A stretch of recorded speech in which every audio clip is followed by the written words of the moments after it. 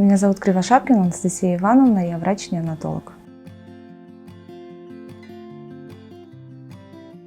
Вязание, помогает недоношенному ребенку, во-первых, стимулирует их, это легкий массаж кожи, ребенка. Через рецепторы, он стимулирует свои дыхательные центры, сохраняет тепло. В общем, очень много таких важных моментов, которые помогают ребенку развиваться.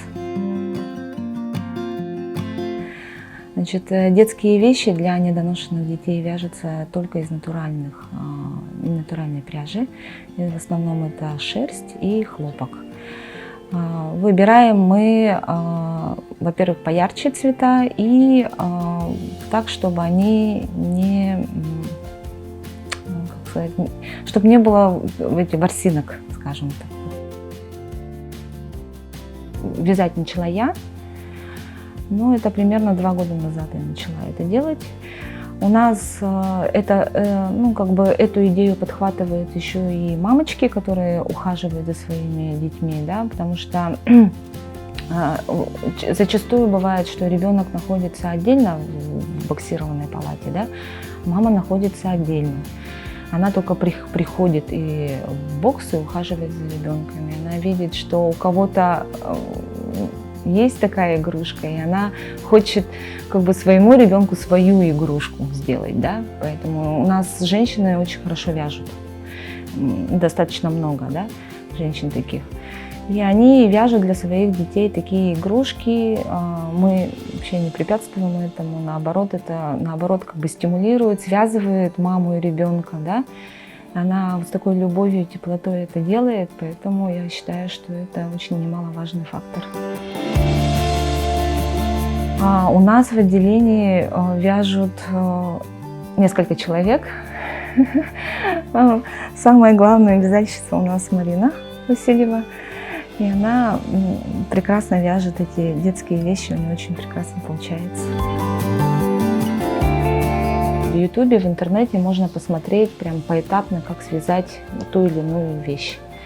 В основном это очень маленькие носочки, размеры самых маленьких носочков от 4 до 5 сантиметров, и шапочки. Шапочки в основном вяжутся без завязок, для того, чтобы они не стягивались, и они достаточно свободные. Шерсть, на самом деле, она хорошо держит тепло, и так как она достаточно грубая, скажем так, она хорошо массажирует и стимулирует недоношенных детей. Вяжутся не только носочки и шапочки, но еще и одеяльца. Конечно, может, да. Мы это очень приветствуем, потому что изделия шерстяные, они достаточно быстро портятся, особенно после такой частой обработки.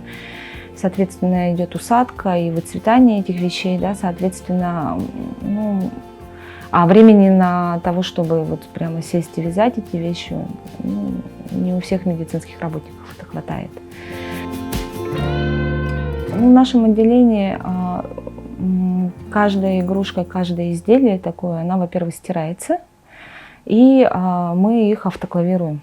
То есть отдельно укладываем в специальную такую бумагу, скажем так, закладываем их и стерилизуем их таким образом. И это делается каждый день. То есть каждый день выдается новая игрушка ребенку, то есть на 24 часа. Каждая щупальце, она имитирует пуповину, которая питала ребенка во время внутриутробного развития. И осьминожку ложат недоношенному ребеночку для того, чтобы ему не было одиноко, во-первых, чтобы у него было что-то такое теплое рядом. И он может непроизвольно схватить за щупальцу этой игрушки и тем самым успокаиваться, и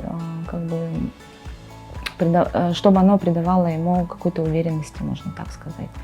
И есть такое небольшое практическое значение, потому что у ребенка, у которого есть осьминожка, чаще всего не выдирает ни зондов, ни каких-либо других специальных приспособлений, которые поддерживают этого ребеночка.